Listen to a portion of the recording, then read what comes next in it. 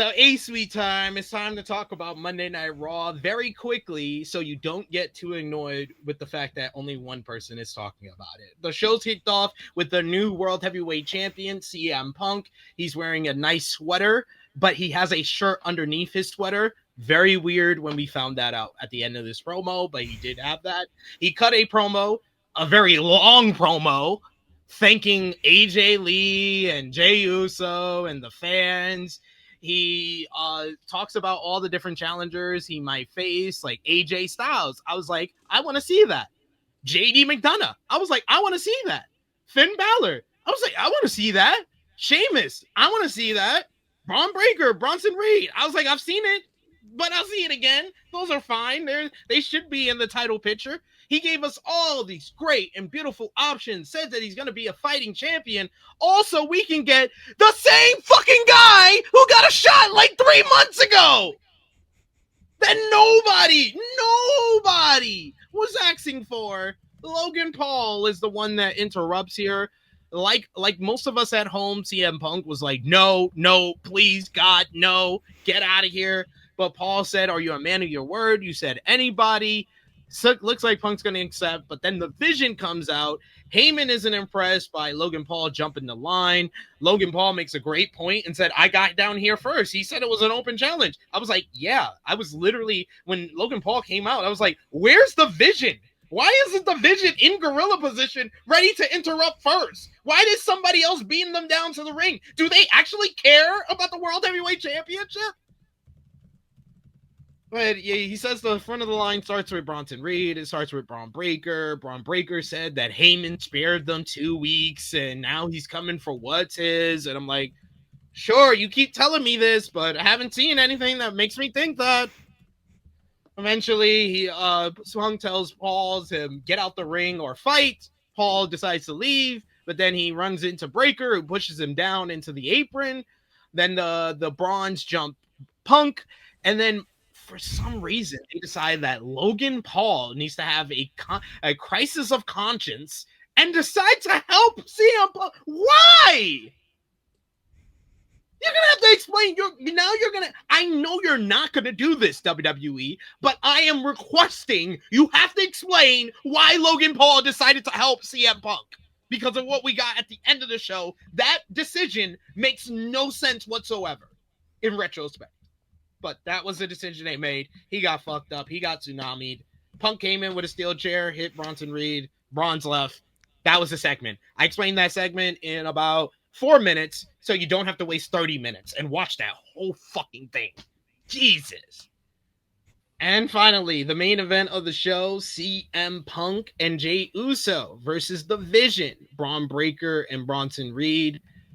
Somehow, some way, with all these stars in the ring, this might have been the worst match on the show.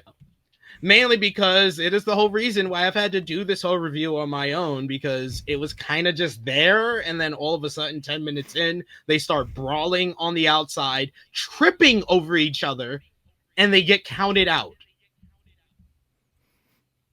These lazy fucks couldn't be bothered to have anyone lose. We just had Jey Uso lose, so he can't lose. We're trying to make the fans believe that we're actually still pushing Braun Breaker and Bronson Reed, so they can't lose. CM Punk just won the world title. He can't lose, so we'll just do a double count out. You fucking coward. Grow some balls and show them. What the fuck? Have someone lose. Have someone lose. Jey Uso can lose. Or Jey Uso can turn around and super kick CM Punk. That's what I wanted. When the match is starting like 5 minutes before 10:30 p.m. Eastern, I'm like, guys, y'all can just ring the bell and Jey super kicks him and then y'all jump him. That's how y'all close the show. We don't need a match. We didn't need a match. We don't need 10 minutes for you to honey dick us, thinking that we're going to get an actual match and then you don't give us a finish. The fuck? The fuck are we doing? Just laziness. And then the most laziness is the post-match where the Bronze beat down Jey Uso. They give him a tsunami. Punk comes in with the steel chair, but then the Bronze realize, oh, we can get a steel chair to counteract the steel chair. So they grab a steel chair. Then Logan Paul shows up. He's dressed in black now. He comes out, he stands next to CM Punk. He puts on the brass knuckles slowly. And I'm like, you New Mexico fans might be dumb. This is the most obvious thing is going to happen.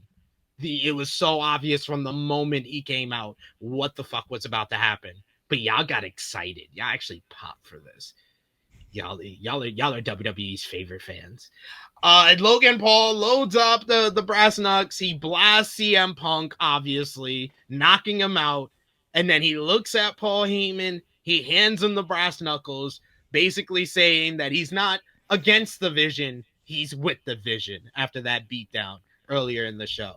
So Logan Paul is the replacement for Seth Rollins for War Games with the Vision.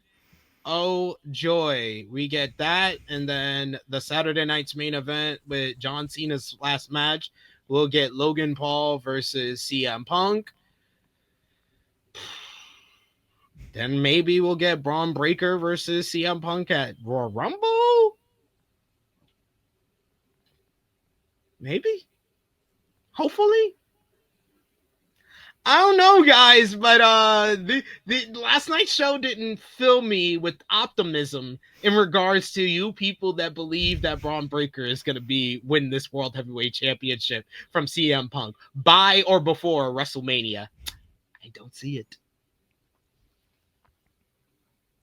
The Oklahoma City Thunder are the reigning, defending 2025 NBA champions and the only undefeated team in the NBA.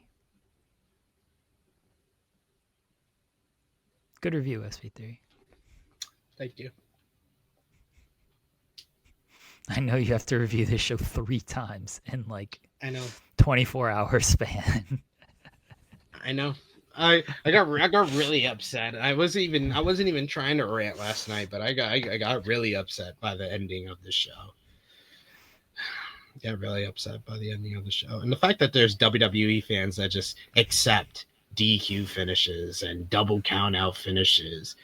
Y'all are the issue. Like I had the question on True Hill Heat over the weekend. Like it was like, has WWE or WWE fans lost the plot? Who's lost the plot more? Have they both lost the plot?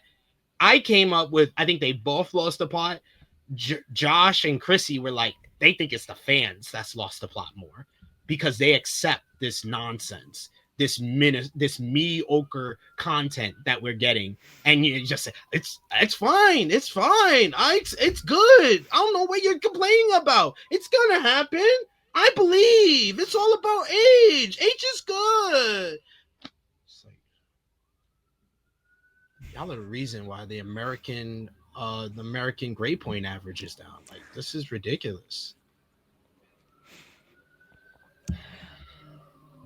I don't mind DQ and count out finishes on shows. Like, you got to use them every now and again. Yeah. As I've always said, don't do them in the main event. Because you do them in the main event, you're telling me your show ain't worthwhile, and I ain't reviewing your show. But don't do it in the main event, and do it creatively. That was horrible.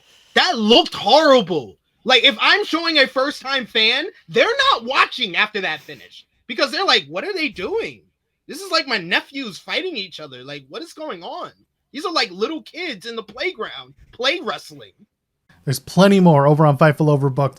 Click that subscribe button, tap that bell, get your notifications. And while you're at it, like the videos. Interact with them. Say some stuff. We want to hear from you. While you're at it, join us every Monday through Friday, 10 a.m. Eastern, live for In the Weeds. You might like it.